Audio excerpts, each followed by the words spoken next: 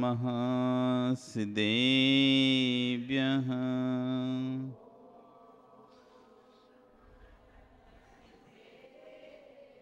ॐ नमः सिद्धेभ्यः।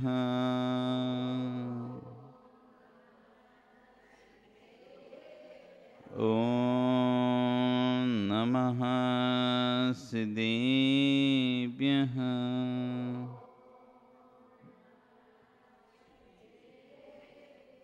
तिर्यणे खग्गिणाय रुतारी मोह सैर सिरेणि बिहू आयरी राव पसियो परवादीण्यु भव्य जी लोए। नमो अरिहंताणं नमो सिद्धाणं नमो आयरियाणं नमो वज्रायणं नमो लोए सव्यसाहुणं। बोले अनंत अनंत से परमेष्टि भगवान की, आदिर्म आदिनाथ भगवान की, वर्तमान शशनय महावीर भगवान की, बोलनाई श्री 1008 शांतिनाथ भगवान की, आचार्य कुंद कुंदेव स्वामी महाराज की, आचार्य गुरु विराग सागर जी महाराज की, आचार्य गुरु विश्व सागर जी महाराज की, अहिंसा में विश्व धर्म की।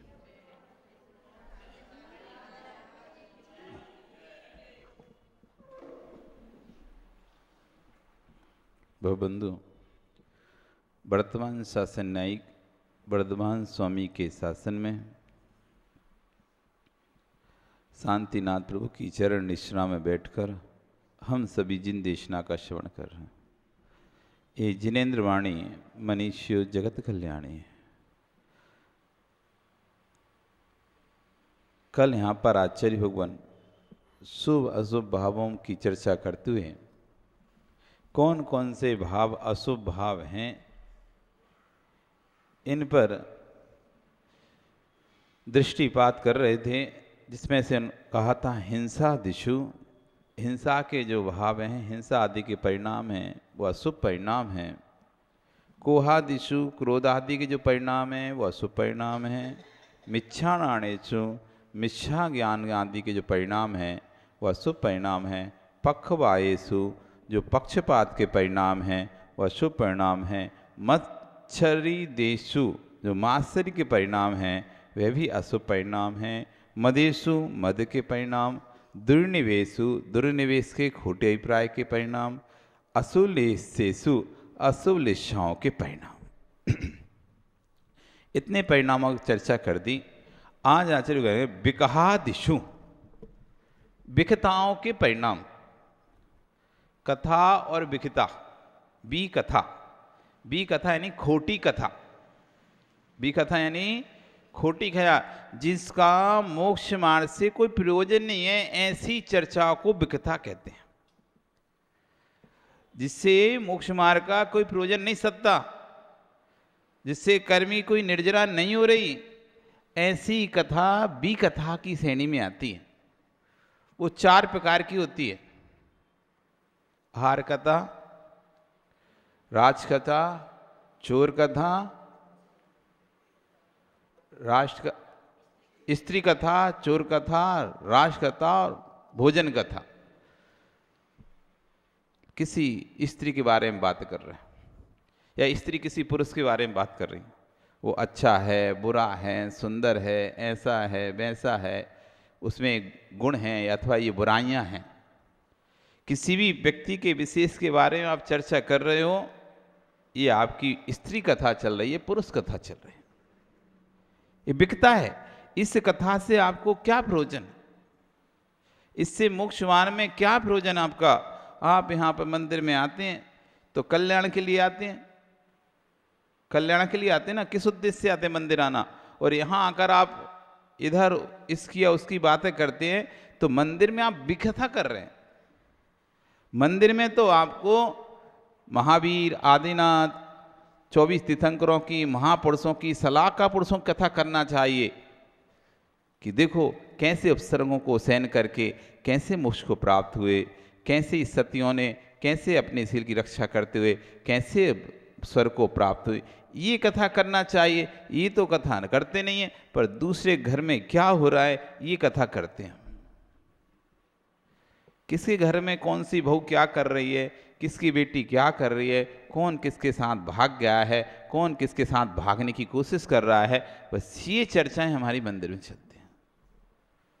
कौन मायके गया, कौन ससुराल आ गया, कौन जाएगा, कौन जा रहा है, किसकी बेटी की शादी है, किसकी शादी होनी है, किसकी शादी करके आप आ चुके हो, कौन पढ़ने जा रहा है, कौन नहीं जा रहा है, बस यही चर्चाएं, किसका बेटा किसकी बेटी।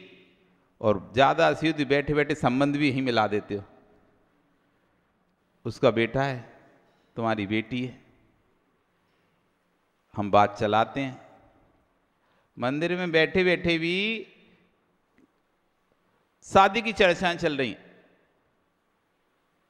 ना तुम्हारा बेटा है ना तुम्हारी बेटी है, बेटा किसी और का, बेटी किसी और की, आप बीच में दलाली कर रहे हो,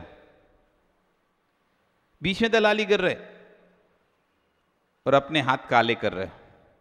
कोयले की दलाली में काले हाथ, लेना किसी को देना किसी को, दलाली कम से कम सांसारिक दलाली करते हो व्यापार, तो उसमें तो कुछ धन मिल ही जाता है।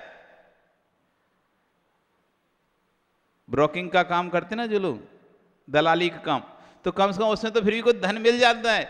लेकिन इस दलाली में तो धन भी नहीं मिलता और उल्टी गालियां और मिलती हैं। तुमने तो करा दिया रिश्ता, अब बिन में लोहरे लड़ाई लठ मारी, तुमने तो दिखाया था, अब पूरी जिंदगी तुमको गाली देगा। कौन ने बताया था रिश्ता?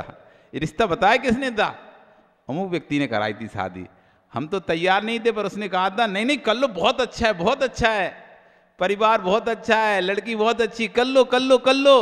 अब कर ली, अब बज रहे हैं बाजे, जिसने कर ली उसके, तो पूरी जिंदगी उसे गाली दे रहा है। इसके कारण से ये हमारा घर पूरा बिगड़ गया। सास गाली दे रही है, ये बहू, इसके कारण से हम ये बहू लेके आए। हमारा पूरा घर इतना अच्छा घर था, एक साथ मिलकर रहते थे, 3 तिगाड़ा हो गया पूरे घर का, सत्यानाश कर दिया। जब से शादी हुई है सब बंटवारे हो गए। कभी कभी ऐसा जी फंस जाता है किसी घर में, घर अच्छा रहता है, खुश रहता है, सुखी रहता है, मिलकर रहता है। पहले से 3 बहुएं अच्छे से रह रही थी, लेकिन एक चौथी ऐसी आ गई, पूरे घर का सत्यानाश। अभी तक 3 अच्छा चल रहा था, 2 का अच्छा चल रहा था, दूसरी या तीसरी ऐसी आ गई, सब न्यारे न्यारे हो गए। अभी तक किसी के मन में भाव ही नहीं आ रहा था कि अपना हाथ बनाना है, फिर सबके अंदर आने लगा, भैया अपनी व्यवस्था करके रखो। इसलिए ये दलाली नहीं किया करो कभी। जिसकी शादी होनी है और जिसको करनी हो अपने आप ढूंढ लेगा और कर लेगा। जिसको भूख लगती है तो अपने आप खाना खा लेता है, जिसको प्यास लगती है वो पानी पी लेता है।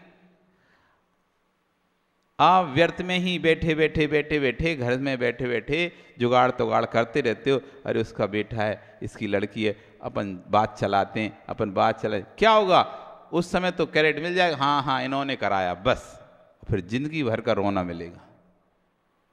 और कर्म का बंध हुआ वो अलग, कर्म का बंध हुआ वो अलग। तो बिगदा पहले स्त्री कथा, फिर आती है चोर कथा। कैसे चोरी करें, कैसे टैक्स को बचाएं।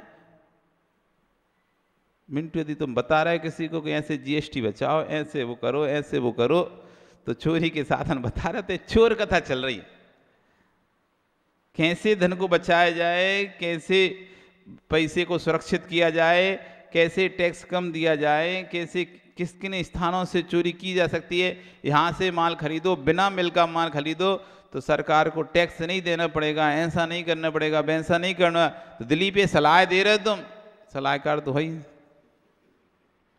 और ऐसी सलाहें दे रहे हो तुम। ये चोर कथा चल रही है कि कैसी चोरी करी जाए, कैसे चोरी करके किसी को पता भी ना चले, सरकार को ही पता ना चले, और चोरी हो जाए, और उसी को मंदिर में बैठे बैठे तुम सलाहें कर रहे हो। ये चोर कथा चल रही है, अशुभ परिणाम चल रहे हैं आपके, अशुभ परिणाम चल रहे हैं, सतत अशुभ परिणाम में लीन हो। ये अशुभ परिणाम, आप तो कहो हमने तो कुछ ऐसा नरक आयु के बंद का कोई काम ही नहीं किया, तो नरक आयु कैसे बंद गई हमको? अरे भाई, तुम्हारा चौरिया नंदी रौद्र ध्यान चल रहा था, अरे हमने तो ऐसे बचा लिया था भैया अपना पैसा, हमने तो ऐसे अपना पैसा बचा लिया था, हमने तो पता भी नहीं चलने दिया था, इस तरह से काम किया था। ऐसा आप अपने चोरी के आनंद को बता रहे हो और दूसरे को सलाह दे रहे हो, तुम भी ऐसा करो तो तुम्हारा भी काम ऐसा हो जाएगा और एक पैसा भी खर्चा नहीं होगा। आप रास्ते बता रहे हो, ये चोर कथा चल रही। अथवा यहाँ चोरी हुई, वहाँ चोरी हुई, वहाँ ऐसी चोरी की, उसने ऐसा डांका डाला, उसने पता ऐसे ऐसे किया, उसने ऐसे ऐसे, पहले उसने वो बंद कर दिए कैमरे, फिर ऐसा करा, फिर वैसा करें, ऐसे करके कहीं जो चोरी हुई है उसका भी तुम विश्लेषण कर रहे हो। अरे उसने ये गलती कर दी, ये नहीं करनी चाहिए थी गलती, यहां चूक कर दी उसने, इसलिए पकड़ा गया। मेरे दिमाग से चलता तो मैं उसे देता कि ये वाला काम तू करता तो पकड़ा नहीं जाता। ऐसे आपस में भी चर्चा कर रहे हो। टीवी देखते देखते, जब आप टीवी देखते हैं, सीरियल देखते हैं, तो उसमें कुछ चलता है, चोरी आदि कोई होती है, तो आप सोचते हैं अरे यार ये गलती कर रहा है, ऐसा करे तो इसको पकड़ने में नहीं आएगा। ये कोई भी सीरियल होता है तो उसमें हमारे बाप आते हैं ना, अरे ये यहाँ पे गलती कर दी है, हम होते तो यहाँ गलती नहीं करते ये वाली, हम ऐसे बच्चे निकल जाते, अथवा इतनी सफाई से करते, कोई ये सबूत भी नहीं छोड़ पाते। ये परिणाम चल रहे हैं, ये चोर कथा के परिणाम, चोर कथा के परिणाम। राष्ट्र कथा, कौन मंत्री हैं, कौन प्रधानमंत्री बनना है, कौन सी पार्टी जीतेगी, कौन सी नहीं जीतेगी। अब तुम आपस में बहस कर रहे हो दूसरे से, हमारी तो बीजेपी की पार्टी है वो जीतेगी, वो कह रहा नहीं हमारी तो कांग्रेस की है, वो कह रहा हमारी तो सीपीएम की है, तो कोई कह रहा हमारी अमुक है। इस तरह से आपस में झगड़ रहे हो, लड़ रहे हो। कोई भी जीत जाए तुम्हें कुछ नहीं मिलने वाला, तुम जैसे पहले थे, जैसे अभी हो वैसे ही पहले रहोगे। कोई भी पार्टी जीतेगी, तुम तो जैसे घर में आते थे भोजन करते थे वैसे ही करोगे, जैसे दुकान जाते थे वैसे ही दुकान जाओगे। जीतने हारने से तुम्हें कोई फायदा नहीं हो रहा, जिसको होगा उसी को ही होगा। कौन मैच जीत रहा है, कौन मैच हार रहा है, आप उसमें एकदम खो गए ऐसा। उसके हारने पर आप रो रहे हो, उसके जीतने पर आप खुश हो रहे हो। और आपस में जब बात चलती तो एक के प्रति इतने रागी हो जाते हो, लड़ने भी तैयार हो जाते हो उस व्यक्ति के, उस टीम के राग में दूसरे से लड़ने तैयार हो जाते हो, क्योंकि वो टीम तो ना जाने कहां खेल रही है, वो खिलाड़ी ना जाने कहां खेल रहा है, लेकिन आप उसके राग में इतने हो गए, उसके कोई किसी ने कह दिया अरे वो तो खराब है, तुम लड़ने लगे उससे। ऐसे कैसे बोल दिया तूने खराब है?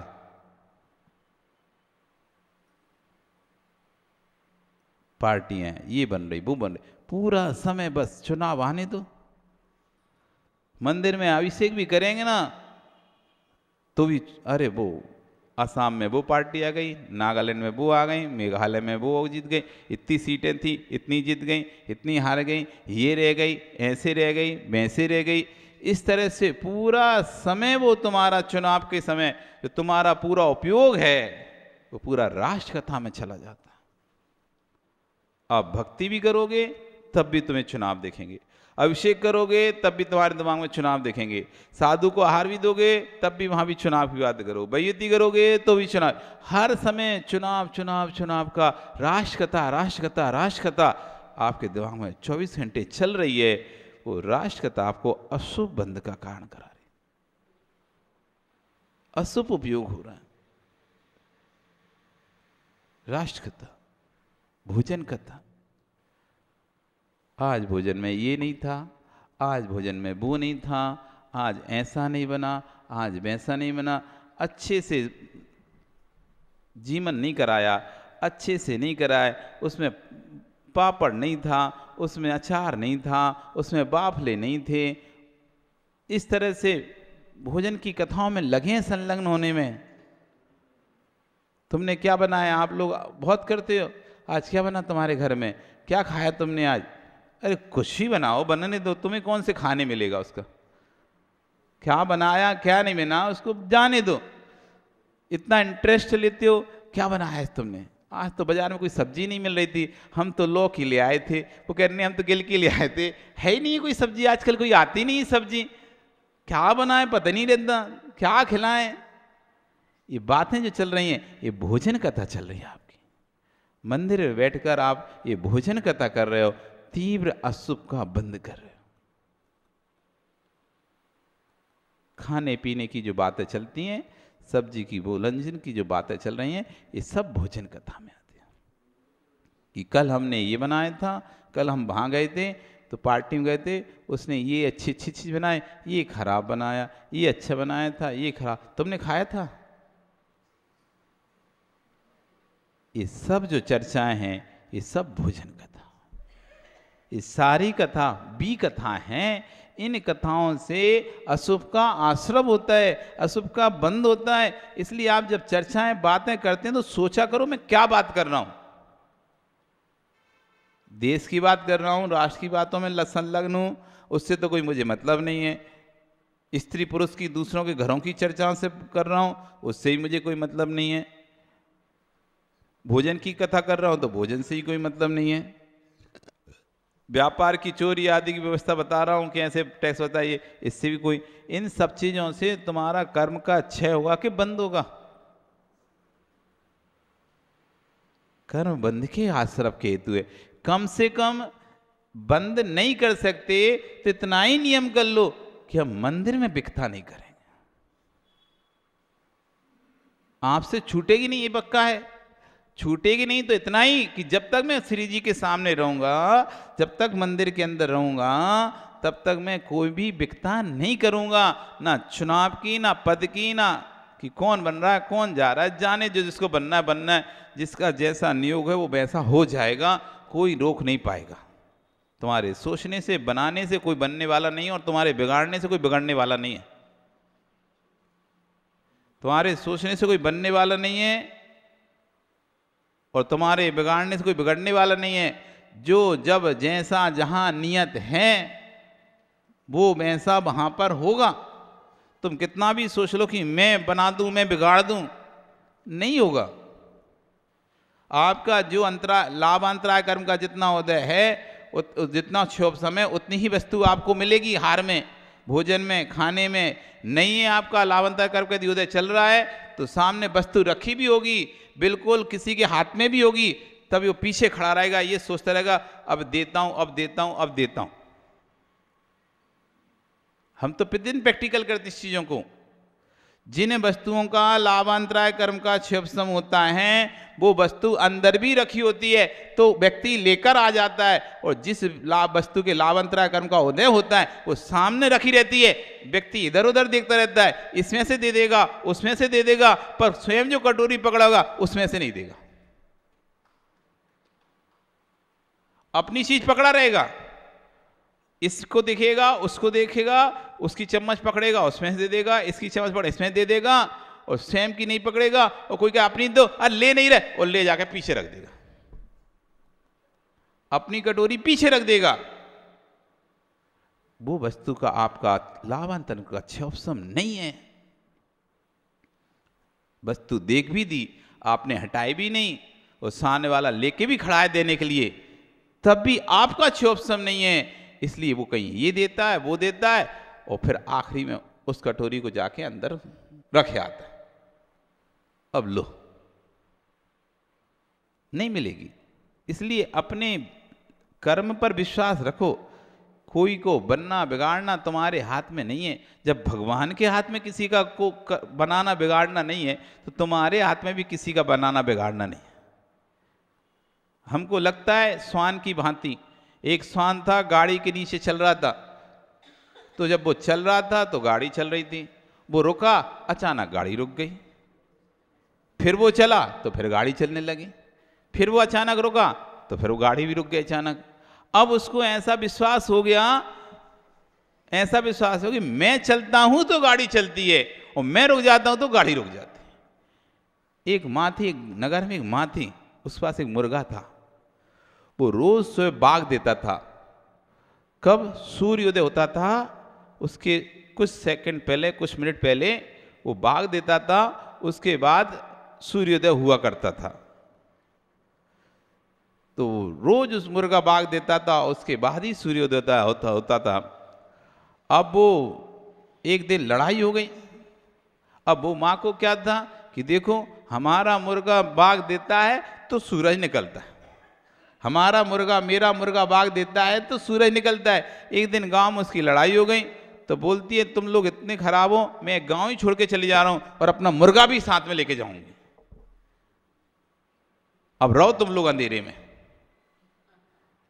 अब रहो तुम लोग अंधेरे में। वो दूसरे गांव अपना लेके चली गई, वो वहां मुर्गे ने बाग दी और सूरज निकला। तो खुश होकर अपने घर के द्वारे बैठी है, सोचती है अब तो वो लोग तो अंधेरे में पड़े होंगे, अपन तो मुर्गा यहां लेके आए, मुर्गा तो बाग यहां दे रहा है तो सूरज यहीं निकला है, वहां तो निकलेगा नहीं, क्योंकि मेरे मुर्गे ने तो बाग वहां दी नहीं है, उसने तो यहां दी है, तो वहां तो सूरज निकला ही नहीं होगा आज। ऐसी स्थिति हमारी है।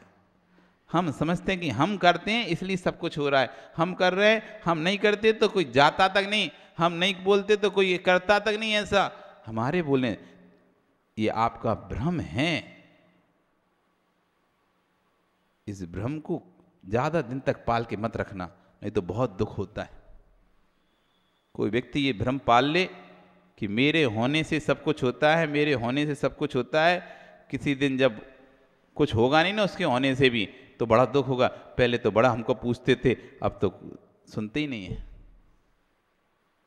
पहले से ही सोच के चलो, मेरे होने से कुछ नहीं है, जो होना है वही हो रहा है, हम कोई नया नहीं कर रहे हैं। ऐसा ही नियत था, ऐसा ही होना था, सो हम उसमें निमित्त बन गए हैं, बस हम उसके निमित्त बन गए हैं। इसलिए इन क्रियाओं में उसके भाव मत लो कि मुझे उसका क्रेडिट मिले, मुझे उसका लोग रिस्पॉन्स दें कि मैंने ऐसा किया, कहें लोग मुझसे, नहीं। ओम शांति। तो इतना ही भाव रखो कि मंदिर में कम से कम बिकता नहीं करेंगे, मंदिर में आकर ये चार कथाओं के बारे में चर्चा नहीं करेंगे। दिन भर तो आप टीवी मोबाइलों पर यही तो सुनते रहते, यही तो देखते रहते हो, तो कम से कम मंदिर में तो शांति रख लो। इसके बाद करते रहना जिसकी बुराई करना है, तो मानोगे तो हो नहीं बुराई करने से आप किसी की, करोगे ही वो तो। कम तो इतना ही नियम कर लो, अपने इतना ही संयम ले लो कि मैं मंदिर के अंदर, जब तक मंदिर की देहरी के अंदर हूं, किसी की चार विकताओं में किसी भी विकता को नहीं करूंगा। जब मन होगा किसी की बुराई करने का, तो पहले मंदिर की देहरी पे खुद जाऊंगा और जिसकी को ले जाना, जिससे करना उसको भी ले जाऊंगा। बाहर रेलिंग के यहाँ जाके नहीं, अच्छी करूँ के फिर आके बैठ जाया कर। जिसकी बुराई करना है, जिसको सुनाना है, जिससे कहना है चल तू भी बाहर चल, मैं भी बाहर चलता हूँ, और वहाँ आराम से बैठ गए अपना स्टूल लेके, कुर्सी लेके, और खूब ढेर सारी करी। अब चलो, अब अंदर पूजा करते। कम से एक काम शांति से तो हो जाएगा। अब पूजा भी करनी है, माला भी फेरनी है, जाप भी करनी है और बुराई भी करनी है, तो सारे काम हो नहीं पाते ना अच्छे से। तो हम एक से एक काम निवृत्त हो जाओ। अब तुम्हारा दिमाग खाली हो गया, अब शांति से पूजा कर लो। अब तो पूजा भी करते जाना है और उसके बारे में बोलते भी जाना है, तो इसमें तो डबल घाटा हो रहा है, समय भी बर्बाद हो रहा है, कर्म का भी बंद हो रहा है। समय भी बर्बाद हो रहा है, कर्म का भी बंद हो रहा है। ना तो आप यहाँ के रह पा रहे, ना वहाँ के रह पा रहे। कब से एक ही काम अच्छे से कर लो। इसलिए मंदिर के अंदर बिकताएं नहीं करना चाहिए। फिर आता है अठ रुद्ध अठ झाणेसु आर्तरोध्यान, जो कि आपको इससे पहले वाली गाथा हम बताए थे, आर्तरोध्यान ये अशुभ आयु का बंध का कारण बनते हैं। फिर आया असूयज्ञेषु, ईर्ष्या, जलन, दाह। यदि अग्नि तो सामने एक बार में जला देती है, अग्नि के अंदर कोई वस्तु आए तो उसको नष्ट कर देती, जला देती है। लेकिन ईर्ष्या ऐसी अग्नि है जो दिखती तो नहीं है लेकिन धीरे धीरे नष्ट कर देती है। पहले घरों में चंदोबे होते थे, रसोई घर होता था, उसके ऊपर एक कपड़ा बंधा हुआ होता था। रसोई घर रहता था, ऊपर कपड़ा बंधा हुआ था, साल में एक बार या 6 महीने एक बार उसको बदल दिया जाता था।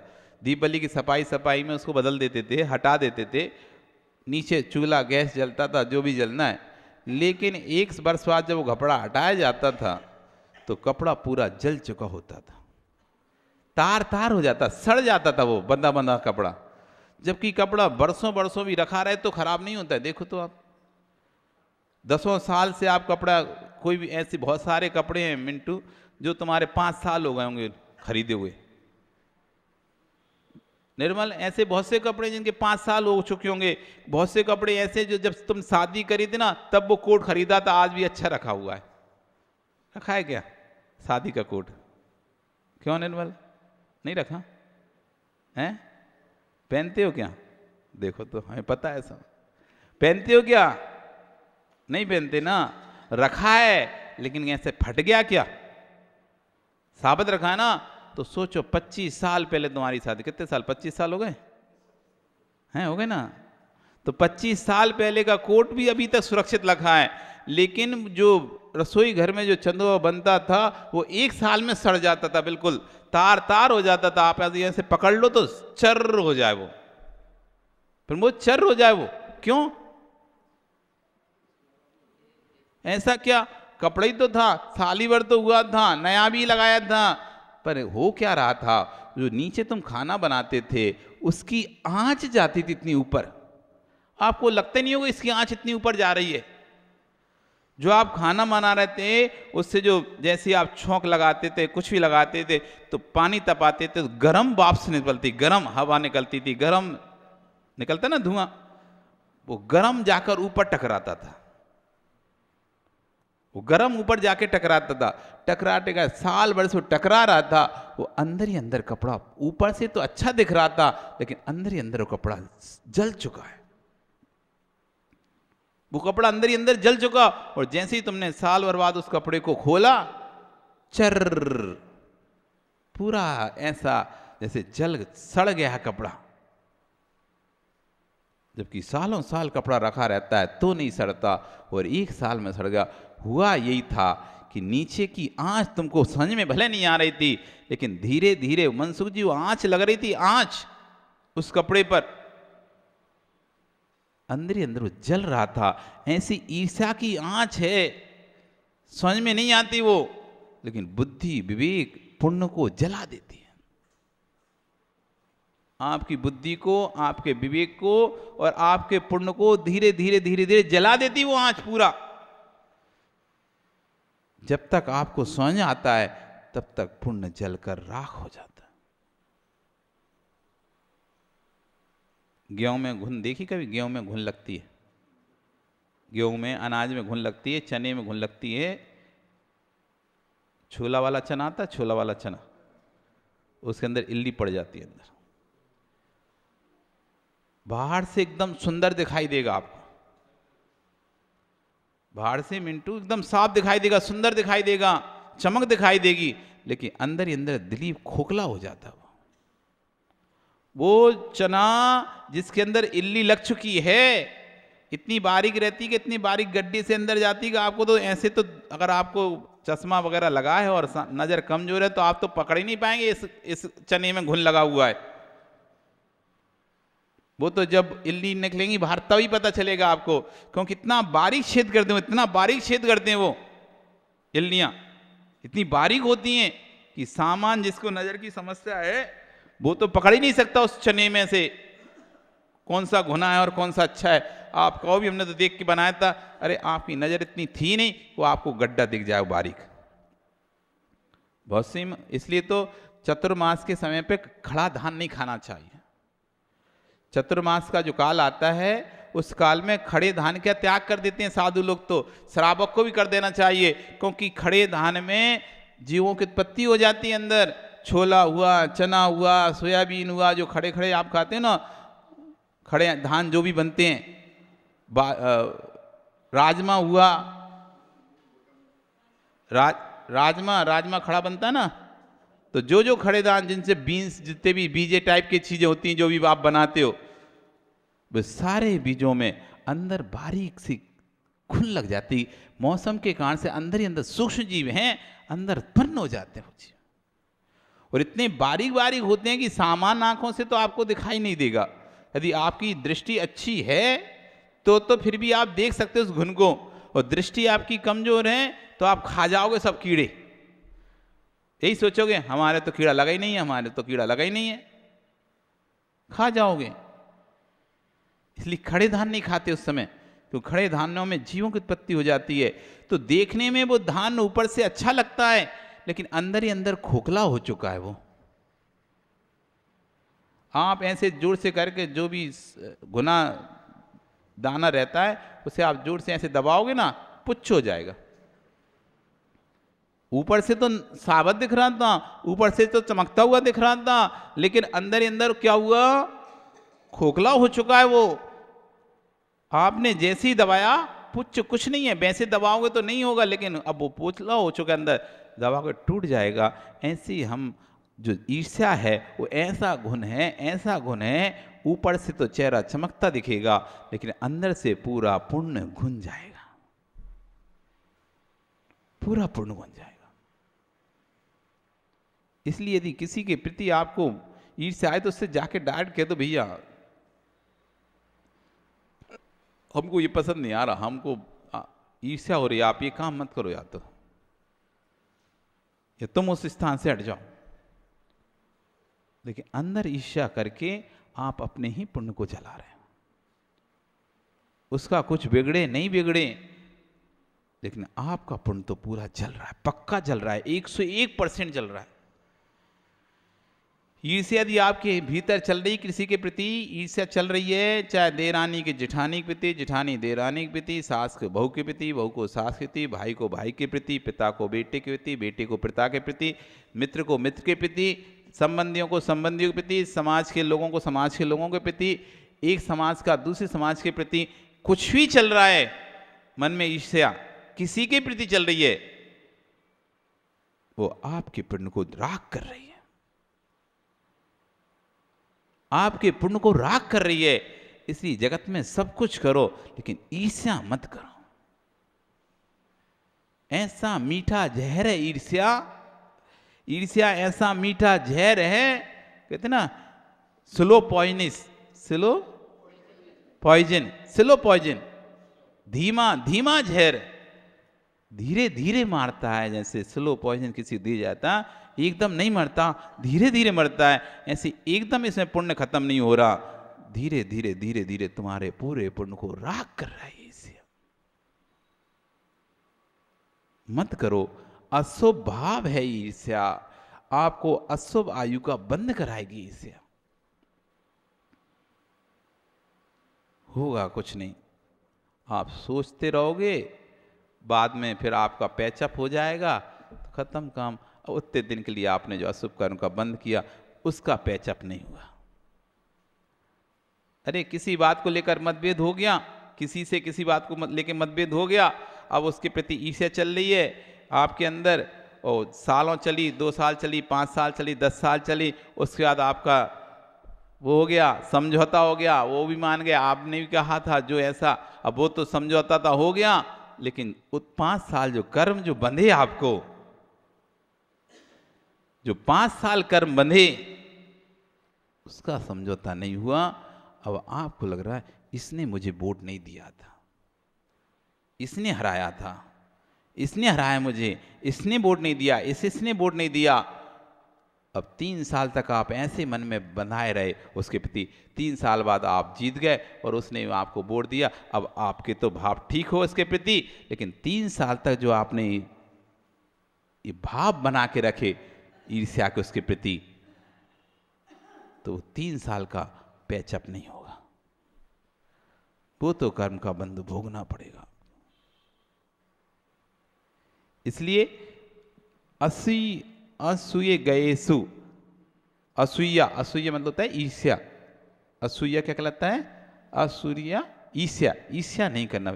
फिर कहें दंडेसु, 3 दंड, मन दंड, वचन दंड, काय दंड। दंड मतलब होते हैं अशुभ क्रिया, मन की अशुभ क्रिया, वचन की अशुभ क्रिया, काय से अशुभ क्रिया।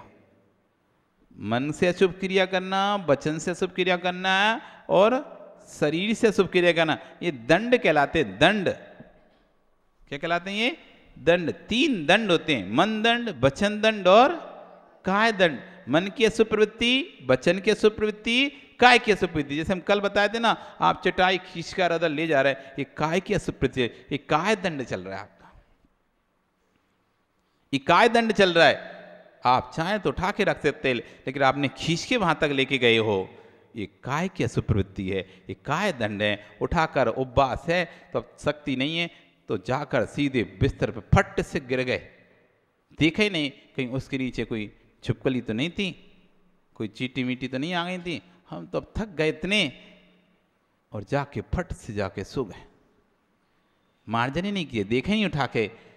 कभी कभी उठा के देख लिया करो, जिन घर के बिस्तरों पर आप सोते हो, चादरों के नीचे कभी कभी जीव प्रवेश कर जाते हैं और आपको पता नहीं रहता, आप जाके सीधे फट से सो गए और दब के मर गया।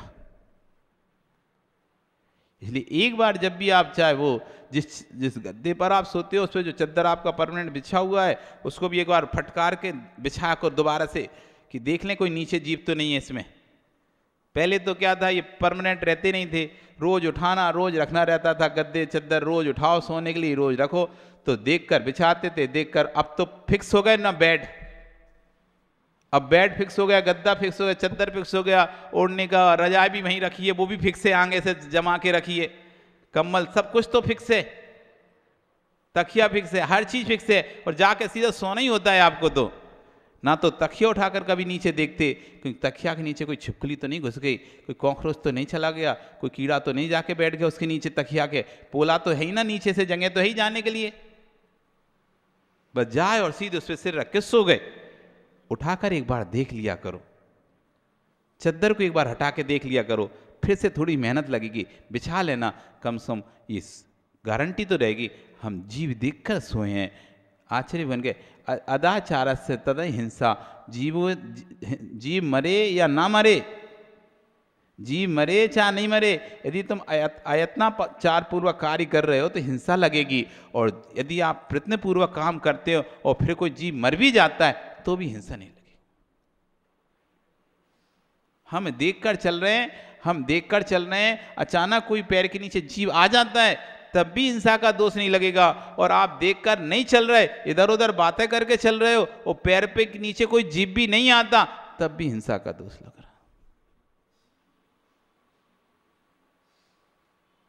जीवदुआ मरदुआ, जीवदुआवा मरदुआवा, अत्याचार से हिंसा, चाहे जीव मरे चाहे नहीं मरे, अयत्नाचार पूर्वक आप चल रहे हैं तो हिंसा ही है। ऐसी घर गृहस्थी के आप कार्य कर रहे, यदि भाव रहता है, एक बार देख ले रहे फिर तो सोना ही तो है, एक बार देखकर सो जा रहे तो आपको हिंसा का दोष नहीं लगेगा, और आप सीधे जाकर इस पर पट गए, गिर गए और सो गए, तो कह रहे काय दंडेसु, आपका अशुभ का प्रवृत्ति चली, आपको मतलब ही नहीं था कि उसके नीचे कोई जीव होगा कि नहीं होगा, भाव ही नहीं आता आपके अंदर तो कि कोई जीव भी हो सकता है उसके, और आप तो सो गए। अब होगा तो भी मरेगा, नहीं होगा तो कोई बात, लेकिन आपको तो पाप हिंसा का लग गया, क्योंकि आपके अंदर भाव जीव रक्षा के थे ही नहीं। जीव रक्षा के होते तो आप एक बार सारे उन कपड़ों को झड़ाकर देख लेते कि कोई जीव तो नहीं है। ऐसी छिटाई पर भी जब आप बैठो तो नीचे एक बार देख लिया करो, कोई जीव तो नहीं है इसके नीचे कहीं। जितनी देर में हम गए और हम अभिषेक करने के देखने के लिए गए थे, इतने जीव में कोई देर में आके कोई जीव घुस गया, छिपकली आदि कोई घुस गई। शुरू शुरू में जब संघ में प्रवेश हुआ ही था तो एक बार चटाई के बड़े बड़े बैग रहते हैं, लंबे लंबी चटाई घास की रहती है, तो रख देते हैं। लेकिन गुरुजी रोज बोलते थे इनको झड़ा के रखा करो, ऐसे पहले एक बार उल्टा कर लिया करो फिर रखा करो, रात भर का बैग में सुबह रखते हैं। एक बार गुरुजी के ब्रह्मचारी था, उसने ऐसी चटाई रख दी, अगले दिन चटाई निकाली, फिर अगले दिन सुबह जब उसको उठा के उसको झड़ाया तो उसमें एक सांप का इतना बड़ा बच्चा चटाई के अंदर, बैग के अंदर। चटाई निकाली हुई, बैग ऐसे ही छोड़ दिया, चटाई गुरु दे दी। जंगल का बिहार का समय चलता है तो उनको तो पोल दिखती है, वो जाके घुस के अंदर बैठ गए। उसने ब्रह्मचारी ने उठाया सीधा बैग और चटाई डाली, बंद की और रख लिया। फिर अगले दिन फिर खुली, दे दी, उसने देखा नहीं कि उसके अंदर कुछ हो सकता है। फिर अगले दिन जब उसको झटकारा, रोज झटकारती थी तो झटका, तब वो जब गिरा तब पता चले कवा के बैठ गए इसमें।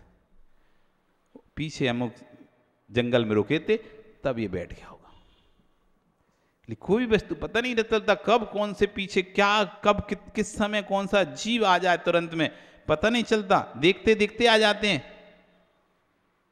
इसलिए यत्न पूर्वक काम करो तो दंडों से बच जाओगे। मन दंड, वचन दंड, काय दंड। बोलो तो सोच समझ के बोलो, गाली आदि मत दो, अशुभ शब्द मत बोलो, खोटे शब्द मत बोलो, चाहे घर में हो चाहे बाहर हो। ऐसा नहीं कि बस बाहर तो अच्छे अच्छे से बोलते हैं, घर में गाली देकर बात करते हैं।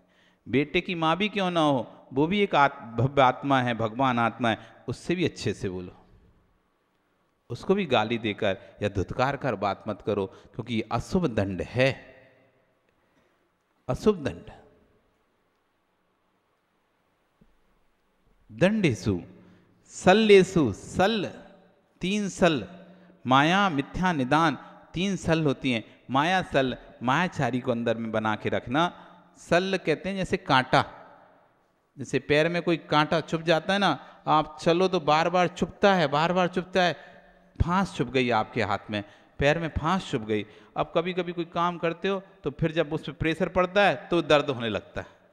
जैसे ही प्रेशर पड़ता है, बिहार करते हैं, बिहार करने में बहुत सारे कांच, बहुत सारे कांटे पैर में चले जाते हैं। खाल होती है थोड़ी सी मोटी, तो उस समय तो पता नहीं चलता, लेकिन जब उस स्थान पर दबाव प्रेशर पड़ता है तो चुभन होती है, अरे कुछ चुभा हुआ है। इतने बिहार में पता नहीं चला, लेकिन जैसे ही कोई पत्थर की रोड आई, वो जो जैसे ही वो गिट्टियाँ चुभी पैर में, तो उसके साथ वो कांटा भी चुभने लगता है। अब अच्छे से नहीं चल पाओगे। जब जब वो कांटा चुभेगा आपकी चाल बिगड़ जाएगी। सल उस कांटे की तरह हृदय में रखी रहती है। माया सल, किसी से आपने मायाचारी कर ली, छल कपट कर लिया है, अब जब जब वो सामने दिखेगा, अरे मैंने इसे ठगा है, अरे मैंने इसे ठगा है, अरे मैंने इसे ठगा है, ऐसा भाव बार बार आएगा। कोई भी अच्छा काम करने जाओगे, अरे मैंने तो उसको ठगा था। अब माया सल, मिथ्या सल, खोटे देवी देवताओं को, कुदेवों की को अंदर में स्थान देना, ये मिथ्या सल है। निदान सल, हे भगवान मेरी कोई भक्ति का, मेरी कोई पूजा का कोई फल हो तो भगवान मुझे ये वस्तु मिल जाए, मुझे गाड़ी मिल जाए, मुझे मेरा घर हो जाए, मेरे बच्चे की शादी हो जाए, मेरे परिवार ऐसा हो जाए। ये जो भाव हैं ये निदान सल है, निदान सल। जब तक ये सल अंदर होंगी तब तक व्यक्ति सम्यक को प्राप्त नहीं कर सकता, और जब सम्यक को ही प्राप्त नहीं कर सकता तो भगवान तो बन ही नहीं सकता।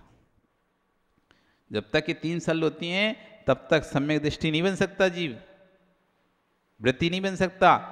निसल्यो वृत्ति, सम्यक दृष्टि बन भी जाए तो वृत्ति नहीं बन पाएगा। निसल्यो वृत्ति, जो सल से रहित होता है वही वृत्ति कहलाता है, जो सल सहित होता है वो वृत्ति नहीं कहलाता।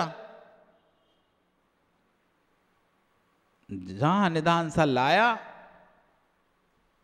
उसका सम्यक भी छूट जाता। माया मिथ्या निदान 3 सल्ले।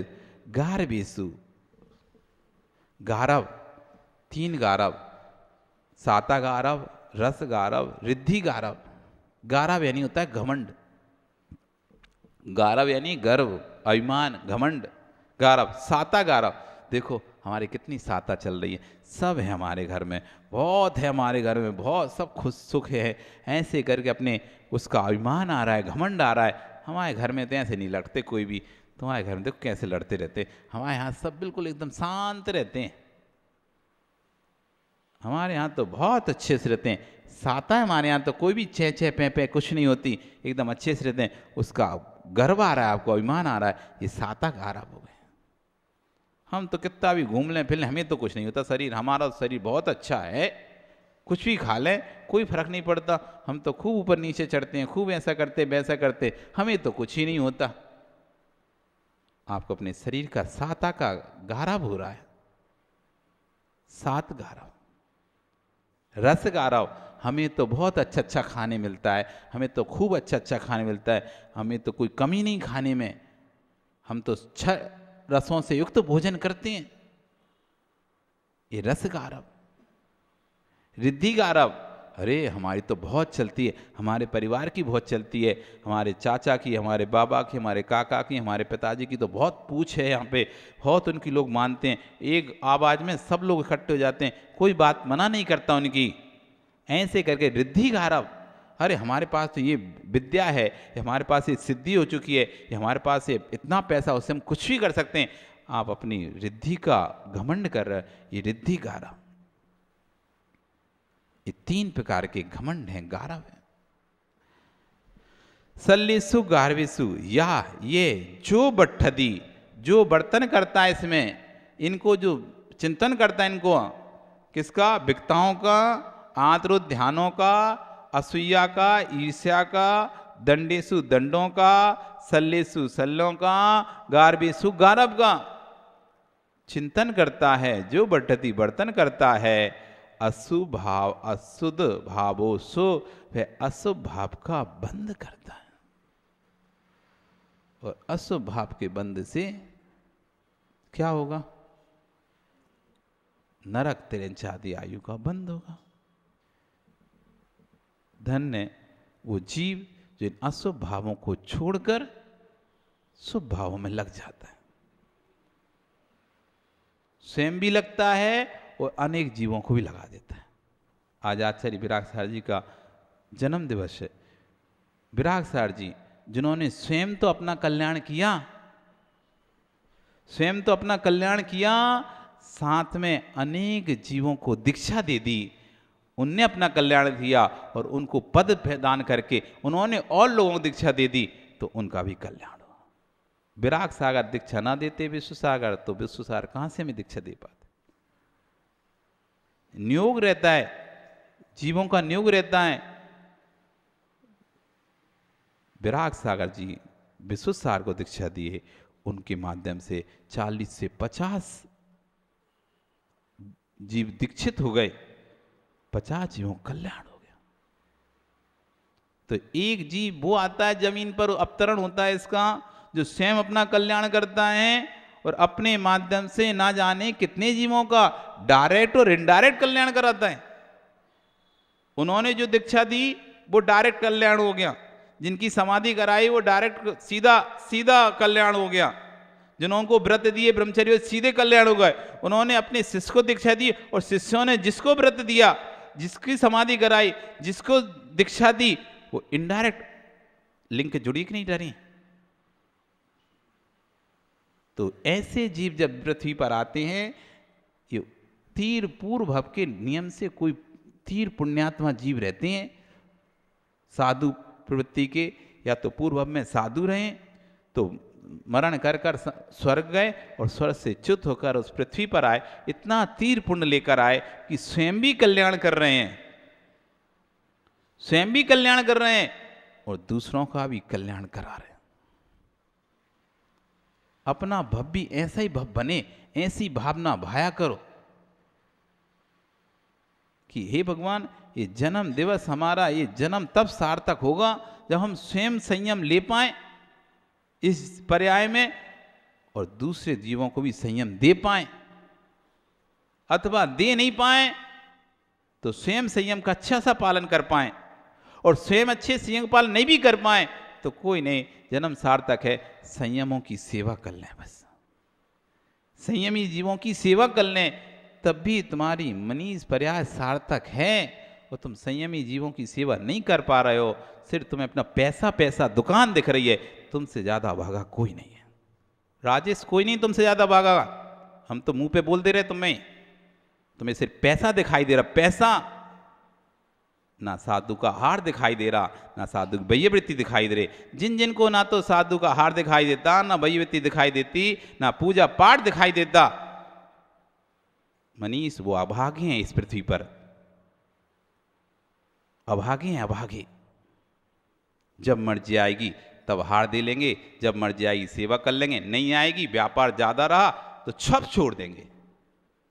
हमारी मर्जी तो सेवा, नहीं मर्जी तो कोई सेवा नहीं। अभागे जीव हैं ये, अभागे, जिन्हें आवश्यक नहीं दिख रहा। ये 6 आवश्यक श्रावक का है। देव पूजा, गुरु पास्ति, स्वाध्याय, संयमस तपा, दानम चेति ग्रस्तानाम, षट कर्माणि दिने दिने, प्रतिदिन करने योग्य कार्य है ये। आवश्यक उसे कहते हैं जिसके बिना रहा नहीं जा सकता। जैसे जीवन के लिए वायु आवश्यक है, पीने कंठ के लिए पानी आवश्यकता है, पेट भरने के लिए रोटी की आवश्यकता है, ऐसी आवश्यकता है ये श्रावक की। 6 आवश्यक हैं। दुनिया इधर से भी उधर हो जाए, लेकिन उससे पहले 6 आवश्यक करना जरूरी है। उसका जीवन लेना कोई सार्थक नहीं है। और हम तो ऑकेशनल हैं। संडे देख लेंगे, आज संडे, दुकान बंद है, व्यापार नहीं है, तो चलो आज तो देखो महाराज हार भी देने आए, वैयवृत्ति करने भी आए। व्यापार बाकी 6 दिन तुम्हारा व्यापार रहता है, आ ही नहीं सकते। आप तो अपना देख लो, पर हम अपना व्यापार नहीं छोड़ सकते। तुमसे अभागा कोई नहीं है, कोई नहीं है। कहते ना, गंगा शहर में आए और फिर भी तुम प्यासे रह जाओ, तो तुमसे अभागा कौन होगा। कुआं स्वयं प्यासे के पास चलकर आए, फिर भी प्यासा कहे कि हमारे पास तो रस्सी बाल्टी नहीं है, हम कैसे पिए। अब तुमसे अभागा क्या होगा। इतनी तो तुम्हें व्यवस्था करनी ही पड़ेगी, रस्सी बाल्टी तुमको लानी पड़ेगी। कुआं आ गया है, अब रस्सी बाल्टी तो नहीं लाएगा वो तो तुम्हें ही जुगाड़ करनी पड़ेगी, तुम्हें ही व्यवस्था करनी है। अब इतनी भी व्यवस्था नहीं कर पा रहे तो तुमसे तो रहो अब प्यासे। अब तुम्हें भगवान भी नहीं पिला पाएंगे। अब तो स्वयं भगवान भी क्यों नहीं आ जाए ना, तो अब नहीं समझा पाएंगे तुम्हें। क्योंकि जब सब कुछ सामने मौजूद है, अनुकूलता भी मौजूद है, सब कुछ होने के बाद भी जब तुम्हारे भाव नहीं बन रहे, तो जिस दिन प्रतिकूलता आएगी क्या तुम्हारे भाव बनेंगे। अभी तो व्यापार अच्छा चल रहा है तो तुम्हारे भाव नहीं होते, और जिस दिन व्यापार में घाटा लगने लगेगा उस दिन तुम्हें भगवान याद नहीं आएंगे। रोगे उस दिन तो कैसे में यहाँ घाटा, वहाँ से फोन आ रहा है, वहाँ घाटा, यहाँ घाटा, ये चला गया। अब तुम तो उसी में टेंशन में रहोगे, क्या उस समय तुम्हें भगवान देखेंगे। क्योंकि सुख में जब टेंशन फ्री हो तब तुम्हें भगवान नहीं दिख रहे, गुरु नहीं दिख रहे। तो जब पीड़ाएं, विपत्तियां चारों तरफ से तुमको घेरेंगी और तुमको 1 सेकंड भी सोचने का समय नहीं देंगी, उस समय क्या तुम धर्म को सोचोगे। इसलिए अपने जीवन को सार्थक, ये जीवन तभी सार्थक बनेगा जब जीवन में ये 6 आवश्यक आ जाएंगे आपके। देव पूजा, गुरु उपासना, स्वाध्याय, संयम, तप और दान, ये 6 आवश्यक श्रावक के कहे गए हैं। इन आवश्यक को प्रत्येक श्रावक को करना अनिवार्य है। यदि वो एक कार्य नहीं करता तो वह श्रावक की श्रेणी में नहीं है, और उसका जैन कुल में उत्पन्न होना ही निरर्थक है, बेकार है। क्योंकि तुम्हारे जैन कुल में उत्पन्न होने और जो जैन कुल में उत्पन्न नहीं हुए उनमें और तुम में फर्क क्या रह गया, बताओ तो। यही तो फर्क है। वो गुरुओं की सेवा नहीं कर पाते, गुरुओं को दान नहीं दे पाते, भगवान का अभिषेक पूजा नहीं कर पाते। आप कर लेते हो, पैसा तो वो भी कमाते हैं, आप भी कमाते हो, बच्चों को जन्म वो भी देते हैं, आप भी देते हैं, अच्छे से वो भी रहते हैं, आप भी रहते हो। उनमें और आप में अंतर तो नहीं है ना। जैन कुल का अभिमान किस बात का है आपको, जैन कुल का स्वाभिमान किस बात का है आपके अंदर, इसी बात का तो है, जो कार्य जैन कुल में उत्पन्न हुआ व्यक्ति कर सकता है वो अन्य कुल में उत्पन्न हुआ व्यक्ति नहीं कर पाता। अरे तुम्हारे यहाँ बेजाती शादी हुई, तुम ये नहीं कर, अरे ये नहीं कर सकते, तुम वो नहीं कर, क्यों? ये हम जैन कुल में उत्पन्न हुए हैं इसलिए हम ये कर सकते हैं। तो तुम उत्पन्न होकर भी नहीं कर रहे, तो तुम में और उसमें अंतर क्या है? वो उस कुल में उत्पन्न नहीं हुआ इसलिए उसको निषेध है, तुम उत्पन्न हो गए तब भी तुम नहीं कर रहे, तो एक तरह से तुम कुल भंगी कहलाए, तुमने अपने कुल को भंग कर दिया है, कुछ कुल लक्षणी कहला गए आप, कुल को लजा रहे हो आप, अपने जैन कुल को लजा रहे हो, जैन कुलाचार का पालन नहीं कर रहे हो, तुम अपने जैन कुल पर कलंक हो, तुम कलंक।